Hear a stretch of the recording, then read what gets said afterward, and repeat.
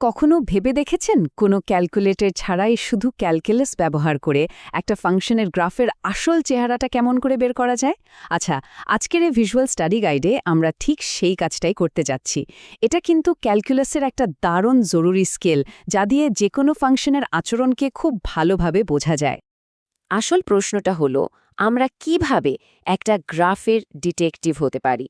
মানে শুধু একটা সমীকরণ দেখেই কি করে বলে দেওয়া সম্ভব যে এর চূড়াটা কোথায়, সবচেয়ে নিচু বিন্দুটা কোথায়, অথবা এটা ঠিক কোন দিকে বাঁক নিচ্ছে? ক্যালকুলাসই আমাদের হাতে সেই সব শক্তিশালী টুলস তুলে দেয়, যা দিয়ে আমরা এই রহস্যটা সমাধান করতে পারি। তো আজকে আমরা কি দেখব?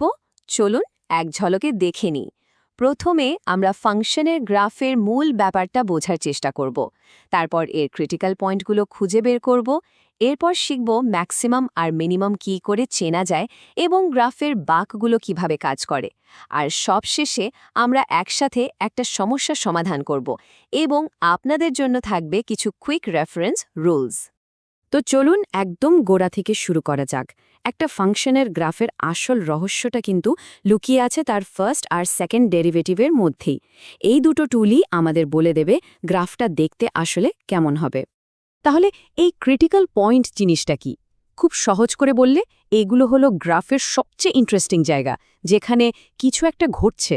মানে যেখানে গ্রাফটা হয়তো বাঁক নিতে পারে, যেখানে গ্রাফের ওপর আঁকা স্পর্শকটা একদম সমান হয়ে যায়, মানে ডেরিভেটিভ শূন্য, অথবা যেখানে কোনো ধারালো কোণা তৈরি হয়, সেগুলোই হলো ক্রিটিক্যাল পয়েন্ট। আচ্ছা, আমরা তো এখন জানি ক্রিটিক্যাল পয়েন্ট কি, কিন্তু এগুলো খুঁজে পেলেই তো হবে না, তাই না? আমাদের তো এটাও বুঝতে হবে যে কোনটা আসলে চূড়া আর কোনটা উপত্যকা। চলুন এই রহস্যটা কিভাবে সমাধান করা যায় সেটা দেখে নিই। এই পয়েন্টগুলো চেনার জন্য আমাদের কাছে দুটো প্রধান টেস্ট আছে। দেখুন, ফার্স্ট ডেরিভেটিভ কেসটে আমরা পয়েন্টার আগে ও পরে ডেরিভেটিভের চিহ্ন দেখি। চিহ্ন যদি পজিটিভ থেকে নেগেটিভ হয়, তার মানে গ্রাফটা ওপরে উঠে নিচে নামছে, তাহলে ওটা একটা ম্যাক্সিমাম। আর সেকেন্ড ডেরিভেটিভ টেস্ট তো আরও সোজা। সেকেন্ড ডেরিভেটিভের মান নেগেটিভ হলে ম্যাক্সিমাম আর পজিটিভ হলে মিনিমাম। গ্রাফের গল্পটা কিন্তু এখানেই শেষ না। শুধু চূড়া আর উপত্যকা জানলেই চলে না, আমাদের এটাও বুঝতে হবে যে এই বিন্দুগুলোর মাঝে গ্রাফটা কিভাবে বাঁক নিচ্ছে। আর এখানেই কনক্যাভিটির আইডিয়াটা চলে আসে। যখন একটা গ্রাফ দেখতে একটা হাসি মুখের মতো হয়, বা ধরুন একটা বাটির মতো উপরের দিকে খোলা, আমরা সেটাকেই বলি কনকেভ আপ। গাণিতিকভাবে এর মানে হল ওই অংশে সেকেন্ড ডেরিভেটিভের মান শূন্যের চেয়ে বেশি। আর ঠিক তার উল্টোটা, যখন গ্রাফটা একটা উল্টো ছাতা বা একটা মন খারাপ করা মুখের মতো নিচের দিকে বেঁকে থাকে, সেইটাই হলো কনকেভ ডাউন।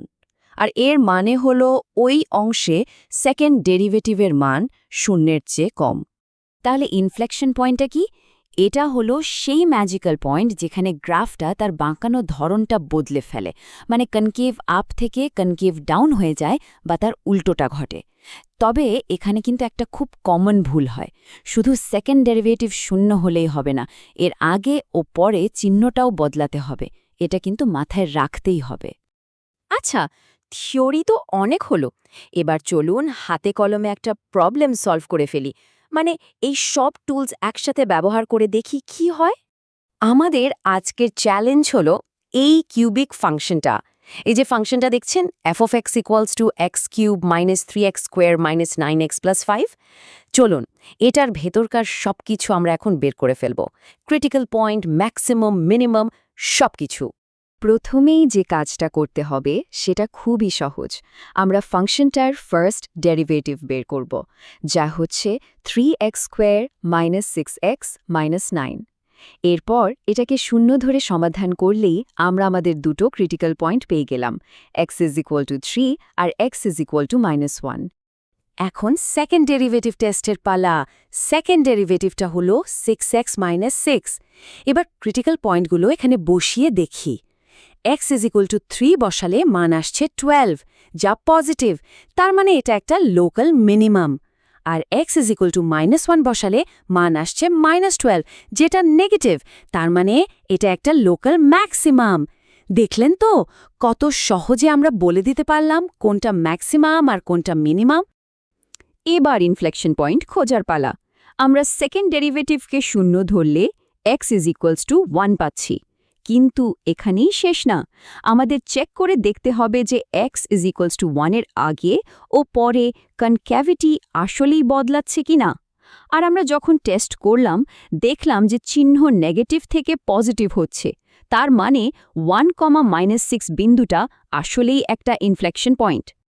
আর এই দেখুন, আমাদের পুরো অ্যানালাইসিসের ফলাফল এক জায়গায়। ফাংশনটার পুরো চরিত্রটাই এখন আমাদের চোখের সামনে। কোথায় ক্রিটিক্যাল পয়েন্ট, কোথায় ম্যাক্সিমাম বা মিনিমাম, গ্রাফটা কোথায় কেমনভাবে বাঁক নিচ্ছে আর কোথায় সেই বাঁকটা বদলাচ্ছে, সবকিছুই একটা টেবিলেই আছে। সবকিছু তো দেখলাম, এবার চলুন আপনাদের জন্য একটা কুইক রেফারেন্স বা বলতে পারেন একটা চিট শিট বানিয়ে ফেলি, যা পরীক্ষার আগে ঝালিয়ে নিতে দারুণ কাজে দেবে। এই নিয়মগুলো মনে রাখলেই কার্ভ স্কেচিং অনেক সহজ হয়ে যাবে। ক্রিটিক্যাল পয়েন্টের জন্য ফার্স্ট ডেরিভেটিভকে 0 ধরুন। ম্যাক্সিমাম না মিনিমাম সেটা বোঝার জন্য ফার্স্ট বা সেকেন্ড ডেরিভেটিভ টেস্ট ব্যবহার করুন। আর ইনফ্লেকশন পয়েন্টের জন্য সেকেন্ড ডেরিভেটিভকে 0 ধরে চিহ্নের পরিবর্তনটা চেক করতে ভুলবেন না। তাহলে আপনারা এখন যে কোনো কিউবিক ফাংশনের গ্রাফ সহজেই এঁকে ফেলতে পারবেন। কিন্তু ভাবার বিষয় হলো, যদি ফাংশনটা এমন হতো যেখানে একটা ধারালো কোণা আছে, যেখানে ডেরিভেটিভ কাজই করে না, তখন কি হবে? ক্যালকুলাসের জগতে আবিষ্কার করার মতো কিন্তু আরও অনেক কিছু বাকি। আজকের আলোচনা এখানেই শেষ। যদি এই বিশ্লেষণটি আপনাদের ভালো লেগে থাকে বা একটুও কাজে এসে থাকে, তাহলে অবশ্যই লাইক আর শেয়ার করতে পারেন। আর ক্যালকুলাসের আরও এমন সব মজার দিক জানতে আমাদের চ্যানেলটি সাবস্ক্রাইব করে রাখতে পারেন। ধন্যবাদ।